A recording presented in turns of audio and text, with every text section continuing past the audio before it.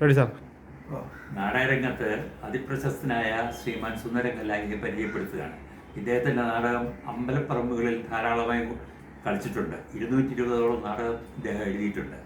ഇനി അദ്ദേഹത്തിലേക്ക്. 220-ലേറെ നാടകങ്ങൾ എഴുതി സംവിധാനം ഞാൻ തന്നെ ചെയ്തെന്നുള്ളതാണ് എൻ്റെ പ്രത്യേകത. മറ്റുള്ളവർ നാടകൃത്തുക്കൾ നാടകം എഴുതിയ വേറെ ആളുകളെ സംവിധാനം ചെയ്യുന്നത്. അതുകൊണ്ടാണ് അത്രയും നാടകത്തിന് പ്രാധാന്യമുള്ളത്. ഒരു അംഗം നാടകം ആണ് ആദ്യം വൈക്കം മാളവ്യോ അവതരിപ്പിച്ച നാടകമാണ് ആദ്യമായിട്ട് ഇറങ്ങിയത്. അതിനുശേഷം പിന്നെ തിരിഞ്ഞു നോക്കേണ്ടതില്ല പ്രൊഫഷണൽ നാടക രംഗത്ത്. അതിൻ്റെ മുമ്പേ മത്സര നാടകങ്ങളിൽ പങ്കെടുത്തുകൊണ്ടാണ് കേരളത്തിൽ പല തലങ്ങളിലും നമ്മൾ അവാർഡുകൾ വാങ്ങി കൂട്ടിയത്. തിരുവനന്തപുരത്ത് തന്നെ ഒരുപാട് അവാർഡുകൾ പല സ്ഥലത്തും കിട്ടിയിട്ടുണ്ട്. പിന്നെയാണ് പ്രൊഫഷണൽ നാടകത്തിലേക്ക് തിരിഞ്ഞത്. പിന്നെ എന്നെ ഈ രംഗത്തേക്ക് പ്രൊഫഷണൽ നാടക രംഗത്തേക്ക് കൊണ്ടുവരാനൊരു കാരണം, ഇപ്പോൾ നമ്മുടെ തട്ടാമലയുടെ അധ്യാപകനായ ഇബ്രാഹിം പിള്ള സാർ എന്ന് പറഞ്ഞ ഒരു കലാകാരനാണ്. അങ്ങനെയാണ് ഇവിടെ അറിയപ്പെട്ടതും. അവർക്ക് വേണ്ടി തന്നെ സംഘം തിയേറ്റേഴ്സിന് വേണ്ടി തന്നെ 25-ലേറെ നാടകം എഴുതി സംവിധാനം ചെയ്തിട്ടുണ്ട്. എന്നെ ഈ മലയാള നാടകവേദിയിൽ സാഹിത്യത്തിലേക്കും അഭിനയത്തിലേക്കും ഒക്കെ കൈപിടിച്ച് കൊണ്ടുവന്നത് എൻ്റെ ക്ലാസ് ടീച്ചറായ ഹൈമവതി ടീച്ചറാണ്. അവരും അന്തരിച്ചു പോയി. അവർ കോഴിക്കോട് കോർപ്പറേഷൻ മേയറൊക്കെ ആയിരുന്നതാണ്. അവരാണ് എഴുതാനും അഭിനയിക്കാനും സ്വന്തമായി ഫാൻസി ഡ്രസ് കോമ്പറ്റീഷനിൽ പങ്കെടുക്കാനും ഒക്കെ പ്രേരിപ്പിച്ച് മുന്നോട്ട് വന്ന ഒരു ഗുരുനാഥ. എൻ്റെ ഗുരുനാഥ അവർ തന്നെയുള്ളൂ, വേറെ ആരുമില്ല. അവരൊക്കെ കണ്ടുപഠിച്ചതും വായിച്ചു പഠിച്ചതും ഒക്കെയാണ് എൻ്റെ കൈമുതൽ. ഇപ്പോൾ നാടകത്തിന് കുറേ ഡിമാൻഡ് കുറഞ്ഞു. നാടകവേദിക്ക് വളരെ ക്ഷീണം പറ്റിയ കാലഘട്ടമാണിത്. ആദ്യം കോവിഡ് വന്നു. അത് കഴിഞ്ഞൊന്ന് രക്ഷപ്പെട്ട് വരുമ്പോഴത്തേക്കും ഇപ്പോൾ വയനാട് വന്നു. കലാകാരന്മാർക്കും എഴുത്തുകാർക്കും ആർക്കും നടികന്മാർക്കും ഒന്നും ഒരു രക്ഷയില്ലാത്തൊരവസ്ഥയാണ് ഇപ്പോൾ. അതിനൊരു സഹായം നമുക്ക് വേറെ എവിടെ നിന്നും കിട്ടുന്നുമില്ല. ഇത് എങ്ങനെ തരണം ചെയ്യും, ഇത് എവിടെ ചെന്ന് നിൽക്കും എന്നുള്ള ഒരു ശൂന്യാവസ്ഥയിലാണ് ഇപ്പോൾ നമ്മൾ നിൽക്കുന്നത്. കലാകാരന്മാരെ സംബന്ധിച്ചിടത്തോളം ഉത്സവപ്പറമ്പുകളിൽ പരിപാടികളില്ലെങ്കിൽ അതൊരു നഷ്ടം തന്നെയാണ്. ജീവിതത്തെ ബാധിക്കുന്ന ഒന്നാണ്, കുടുംബങ്ങളെ ബാധിക്കുന്ന ഒന്നാണ്. അതിന് ഗവൺമെൻറ്റിൻ്റെ ഭാഗത്തുനിന്ന് എന്തുണ്ടാവും എന്നൊന്നും അറിഞ്ഞുകൂടാ. ഒരു നിശ്ചലാവസ്ഥയിൽ നിൽക്കുകയാണ് എല്ലാ രംഗങ്ങളിലും. കലാപ്രവർത്തനങ്ങളിലെ കൊണ്ട് ജീവിക്കുന്ന ആളുകളുടെ ജീവിതം. ഒരു നാടകം നടന്ന എന്ത് പ്രതിഫലം കിട്ടും? ഒരു നാടകം ഇപ്പോൾ നല്ല ചുരുങ്ങിയത് 1000 മുതൽ 1500, 2000 ഒക്കെ 2500 ഒക്കെ വാങ്ങുന്ന നടന്മാരുണ്ട്. ഇപ്പോൾ കാലഘട്ടം മാറി, സാമ്പത്തിക പ്രശ്നം വന്ന് എല്ലാം ജീവിത നിലവാരം കൂടിയല്ലോ. പണ്ട് 50 രൂപയ്ക്കും 30 രൂപയ്ക്കും ഒക്കെ ഞാൻ നാടക സമിതി നടത്തുവാൻ കൊടുത്തിട്ടുണ്ട്. ഇപ്പോൾ അത് പറ്റില്ല. ഇപ്പോൾ അതിൻ്റെ സ്ഥാനത്ത് 1000, 1500, 2000, 2500. സീസൺ 3 മാസത്തേക്കേ ഉള്ളൂ. സീസൺ ഇപ്പോൾ ഡിസംബർ മുതൽക്കിപ്പോൾ എന്തായാലും തുടങ്ങും. ഡിസംബർ, ജനുവരി, ഫെബ്രുവരി, മാർച്ച്, ഏപ്രിൽ തീരുമ്പോഴത്തേനും പകുതി കഴിയുമ്പോഴത്തേക്ക് സീസൺ തീർന്ന്.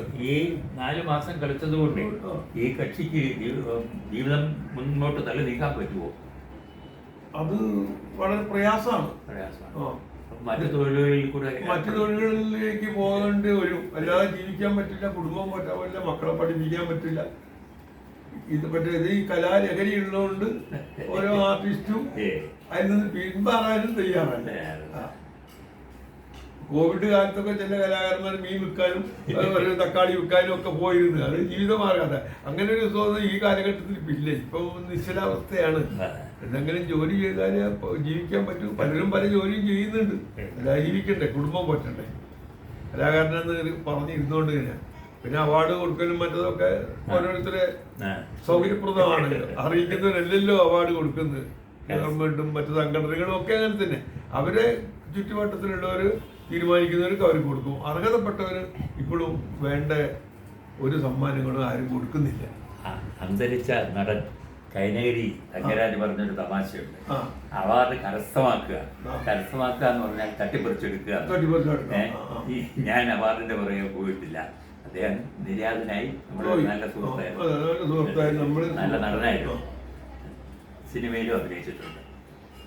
നല്ലൊരു സിനിമയിൽ വന്നതാണ്. അദ്ദേഹം അത് വന്ന് ബ്രൈറ്റ് ചെയ്ത് വരുമ്പോഴാണ് ആകസ്മികമായി മരണം അദ്ദേഹത്തെ തട്ടിക്കൊണ്ടുപോയത്. നമ്മളെ വലിയ സുഹൃത്തായിരുന്നു. എൻ്റെ നാടകത്തിൽ അഭിനയിച്ചിട്ട് 1-2 നാടകത്തിൽ അഭിനയിച്ചിട്ടുണ്ട്. നല്ലൊരു നടനാണ്. ഭാര്യയും മക്കളൊക്കെ ഉണ്ട്. അദ്ദേഹം സ്വന്തം ട്രൂപ്പുണ്ടാക്കി അത് കളിയൊക്കെ കിട്ടി. പിന്നെ അത് നിർത്തിവെച്ച് പ്രൊഫഷണൽ നാടകരംഗത്തെ ഇത് തന്നെ എല്ലാവരും സ്നേഹിച്ചാലല്ലേ അയാൾക്കും കളി കിട്ടുള്ളൂ. അത് കിട്ടാതെ വന്ന് നിർത്തി. പിന്നെ മക്കളൊക്കെ ഉള്ളതുകൊണ്ട് ജോലി ചെയ്തതുകൊണ്ട് അയാൾ രക്ഷപ്പെട്ട. അപ്പോൾ ഈ ഇടയ്ക്കാണ് സിനിമ വന്നത്. സിനിമ വന്ന് രക്ഷപ്പെട്ട് വന്നതാണ്. അവസാനത്തെ പടമൊക്കെ നന്നായിരുന്നു. പിന്നെ വേറെ ചാൻസ് കിട്ടുമ്പോഴേക്കും അദ്ദേഹം പോയി, ആകസ്മികമായി മരണപ്പെട്ടു പോയി. ഈ നാടകത്തിന്റെ ഭാവി എന്താണ്?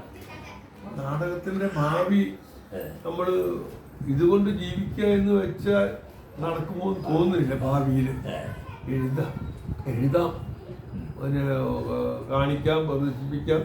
വെറുതെ വിളിച്ച് കാണിച്ചു കൊടുത്താൽ കാണാൻ ആളുകളുണ്ട്. ടിക്കറ്റ് പ്രോഗ്രാം നടത്തിയാലൊന്നും ടിക്കറ്റ് എടുത്ത് കാണാനുള്ള ആളുകളൊന്നുമില്ല. കാരണം അത് വരില്ല, അത് ഫ്രീ ആയിട്ടാണ്. അതുകൊണ്ട് ജീവിച്ച് കളയാൻ. പണ്ടത്തെ പോലെ നാടകം കൊണ്ട് ജീവിക്കുന്ന ഫാമിലിയൊക്കെ ഉണ്ടായിരുന്നു.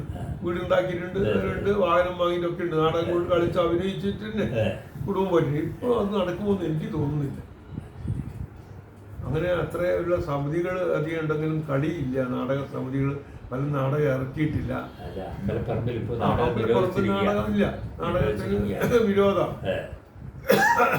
പിന്നെ മറ്റു കലാപരിപാടി ഇനിയിപ്പോൾ വരുമോ ഇല്ല എന്നുള്ളത് അറിയണം. നമ്മൾ ഡിസംബർ കഴിഞ്ഞാൽ ബുക്ക് ചെയ്താലേ ഇപ്പം സ്പോൺസർഷിപ്പിൽ കളിക്കുന്ന അതൊക്കെ നിന്നു. ഗൾഫിൽ നിന്നും മറ്റൊന്നും കോവിഡിന് ശേഷം ആരും അതിന് തയ്യാറല്ല. അവർ കളി ബുക്ക് ചെയ്ത് കളിപ്പിക്കുമ്പോൾ അമ്പലക്കാർക്കും ഇഷ്ടം. പണം അവർ കൊടുക്കണ്ടല്ലോ, സ്പോൺസർമാർ കൊടുക്കല്ലോ. അമേരിക്കയിലുള്ളവരും ഗൾഫിലുള്ളവരും അല്ലോ. അപ്പം അതില്ല. അപ്പോൾ അങ്ങനെയും ഒരു നഷ്ടം നമുക്കുണ്ട്. പിന്നെ ഒരു നാടകത്തിന് കൊടുക്കേണ്ട പ്രതിഫലം ഇപ്പം പണ്ടത്തെ പോലെയല്ല. അപ്പോൾ അതുകൊണ്ട് അത് കൊടുക്കാനും കമ്മിറ്റിക്കാർക്ക് സാധിക്കുന്നില്ല. അപ്പോൾ അവർക്ക് സ്പോൺസറിങ്ങും ഇല്ല. അപ്പം നാടകം വേണ്ട, അതിനും ചെറിയൊരു കലാപരിപാടി വെച്ച് ഉത്സവം കേമാക്കുക എന്ന് അത്രയേ ഉള്ളൂ. അങ്ങനെ വരുമ്പോൾ നാടക കലാകാരന്മാർക്ക് നടികന്മാരൊക്കെ വളരെ അപകടകരമായ നിലവാരമാണ്. ഈ വളരെ വടക്കുള്ള കല്ലായിൽ നിന്ന് താങ്കൾ എന്തുകൊണ്ട് കൊല്ലത്ത് വന്നു? ഞാൻ കൊല്ലത്ത് വന്നത് 1 അവർ നാടക മത്സരത്തിൽ കൂടി വന്നതാണ്. കാളിദാസ കലാകേന്ദ്രം അവതരിപ്പിച്ച നാടക മത്സരത്തിൽ തിരുവനന്തപുരം ആക്ട്, കലാവേദി, പിന്നെ കൊല്ലത്ത് പുല്ലിച്ചിറയിലും മങ്ങാടും ഒക്കെ അവിടെയൊക്കെ 5-6 സമ്മാനങ്ങളൊക്കെ വാങ്ങിയതാണ്. അതിലൊക്കെ ഞാൻ ബാലൻ കെ നായരെ, കുട്ടിയെഴുത്തി വിലാസിനെ, വിക്രമൻ നായരെ ഒക്കെ പങ്കെടുപ്പിച്ച് അഭിനയിപ്പിച്ചിട്ടുമുണ്ട്. അതിനൊക്കെ നാടകത്തിന്റെ ശക്തമായ ഇതുകൊണ്ടാണ് എനിക്ക് അവാർഡ് കിട്ടിയത്. അതിൽ പല 1 മണിക്കൂർ നാടകങ്ങൾ പ്രൊഫഷണൽ നാടകങ്ങളായി പിന്നീട് മാറി, ശക്തമായ നാടകങ്ങളായി മാറി. ഇതിന് അവാർഡ് കിട്ടിയതിൻ്റെ പേരിൽ മാത്രമല്ല, ആ നാടകത്തിന്റെ കഥാതന്ത്വം അത്രയും പുതുമയുള്ളതായിരുന്നു. അത് പ്രൊഫഷണൽ നാടകമാക്കിയപ്പോൾ കളി കിട്ടാനുള്ള ചാൻസ് ഉണ്ടായി.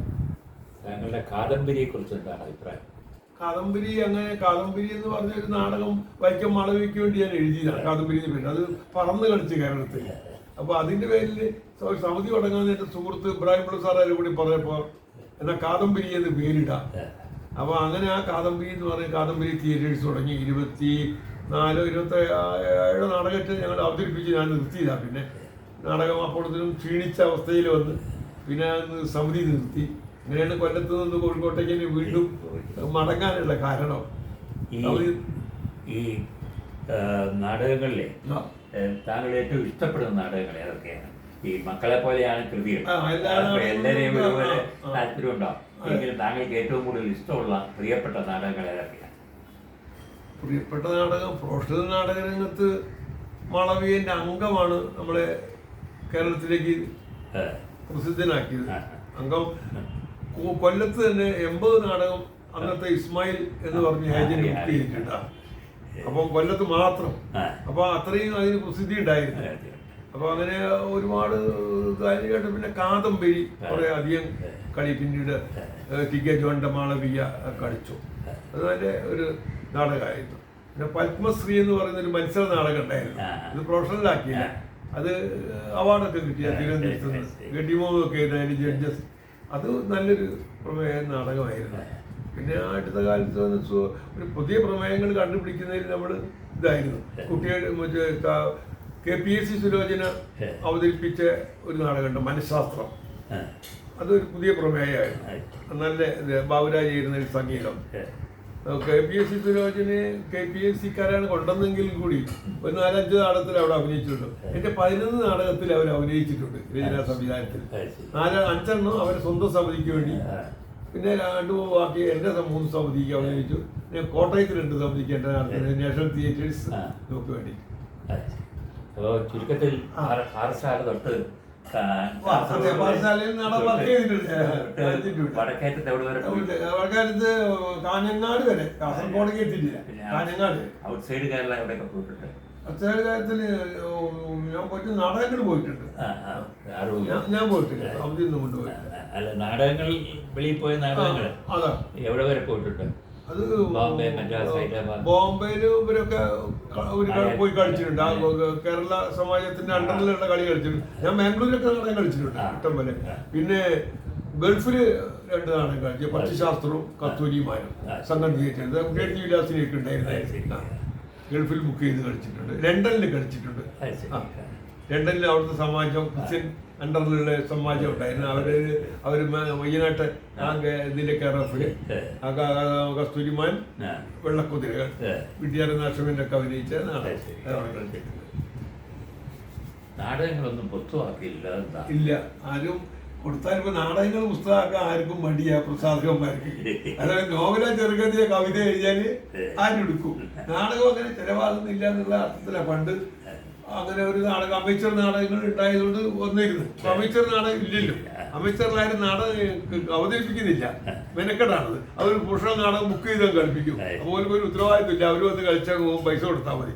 മറ്റേ സ്റ്റേജ് ഉണ്ടാക്കണം, അത് കെട്ടണം, കെട്ടണം, റിഹേഴ്സൽ എടുക്കണം, നടികളൊക്കെ പൈസ കൊടുക്കണം.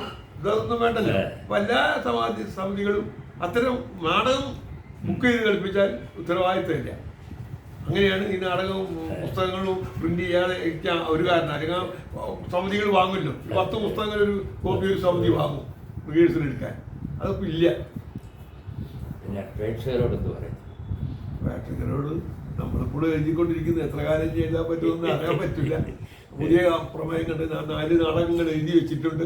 പുതിയ പ്രമേയം 4 നൃത്ത നാടകങ്ങൾ എഴുതി വെച്ചിട്ടുണ്ട്. കോവിഡ് വന്നപ്പോഴും വയനാട് പ്രശ്നം വന്നപ്പോൾ നമ്മൾ വെറുതെ ഇരുന്നില്ല. എഴുതാൻ കഴിയുന്നിടത്തോളം എഴുതാൻ പറ്റും. ആരും വന്നാലല്ലേ നമുക്ക് നാടകം കൊടുക്കാൻ പറ്റും. അല്ലാതെ അങ്ങോട്ട് കൊണ്ട് കൊടുക്കുന്ന വലിയ ഫണ്ടും ഇല്ല എനിക്ക് അപേക്ഷിച്ച്. ഇങ്ങോട്ട് വന്ന് വായിച്ച് ഇഷ്ടപ്പെട്ട ഓക്കെ, നമ്മൾ വർക്ക് ചെയ്ത് കൊടുക്കും. അത്രയേ ഉള്ളൂ. നമസ്തേ.